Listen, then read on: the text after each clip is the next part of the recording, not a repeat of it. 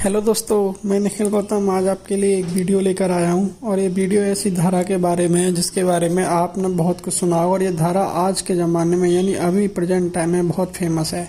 जी हाँ दोस्तों, मैं धारा 138 की बात कर रहा हूँ जो नेगोशिएबल इंस्ट्रूमेंट एक्ट में बसी हुई है। यानी नेगोशिएबल इंस्ट्रूमेंट एक्ट में धारा 138 के बारे में आपको बताने वाला हूँ। दोस्तों, धारा 138 के अनुसार चेक के नादान पर अदाता या धारक को नियत समय पर चेक आहर्ता को बैंक से उसकी ओर से दिए गए चेक को भुगतान न होने पर उसकी वापसी की सूचना प्राप्त होने पर 30 दिन के भीतर लिखित रूप में नोटिस देकर उक्त राशि के भुगतान की मांग करनी होगी। ये धारा 138 कहती है।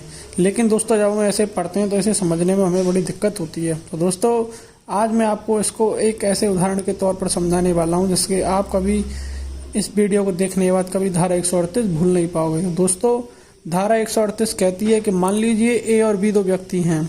ए ने बी को चेक दिया 4 लाख रुपए का और वो चेक दे दिया मान लो उसने एडवांस में, यानी 2021 में उसने किसी से कुछ खरीदना चाहा और उसने एडवांस पेमेंट यानी 2022 का चेक काट के दे दिया उसकी डेट डाल के कि दिसंबर 2022 को ये चेक 4 लाख रुपए का बैंक में लगा देना, यहाँ पर क्लियर हो जाएगा। ये ए ने बी को दिया।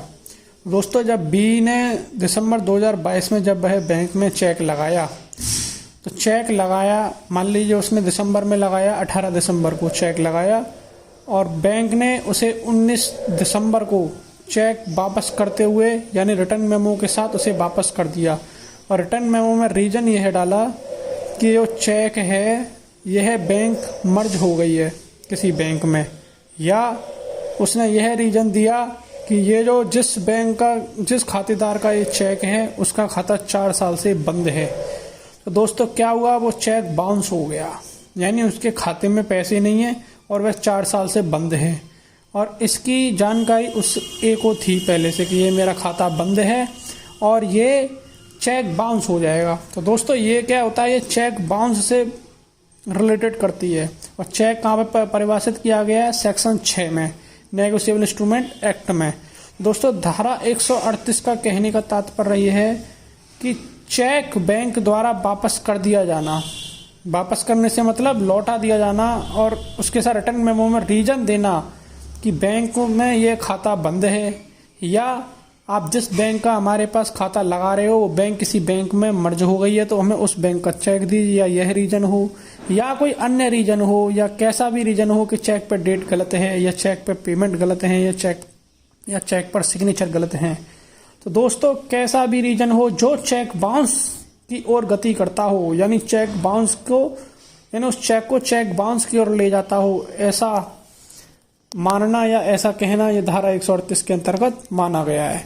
तो दोस्तों, जब भी हम धारा 138 की बात करते हैं तो धारा 138 हमें सचेत करती है, यानी ये हमें बताती है कि ए द्वारा बी को दिया गया चेक अगर बैंक द्वारा वापस कर दिया गया है या हमारे खाते में पैसा नहीं आया है तो तुम उसको 30 दिन के अंदर एक लीगल नोटिस भेजोगे। किसको भेजोगे? ए वाले को, यानी बी का चेक बाउंस हुआ है, यानी ए ने बी को चेक दिया था 4 लाख रुपए का, बी ने बैंक में लगाया दिसंबर में। अब बी के बैंक ने क्या रिटर्न मेमो के साथ वह चेक वापस कर दिया, यानी चेक बाउंस कर दिया। तो यानी बी को नुकसान हो गया, उसके खाते में पैसे नहीं आए। तो बी उसको 30 दिन के अंदर अंदर एक लीगल नोटिस भेजेगा और उस लीगल नोटिस का जवाब ए को 15 दिन के अंदर अंदर देना होगा। तो दोस्तों, जब भी धारा 138 के साथ केस दाखिल करते हैं तो इसके साथ 3 धाराएं और लगाई जाती हैं, जिसमें से धारा 142 जो नेगोशिएबल इंस्ट्रूमेंट एक्ट की वह लगाई जाती है और अन्य जो धारा हैं यानी धारा 420 और धारा 406 ये आईपीसी की लगाई जाती हैं। ये इसलिए लगाई जाती हैं क्योंकि 420 क्या फोर्जरी से रिलेटेड करता है और 406 क्या ब्रीच ऑफ ट्रस्ट से रिलेट करता है।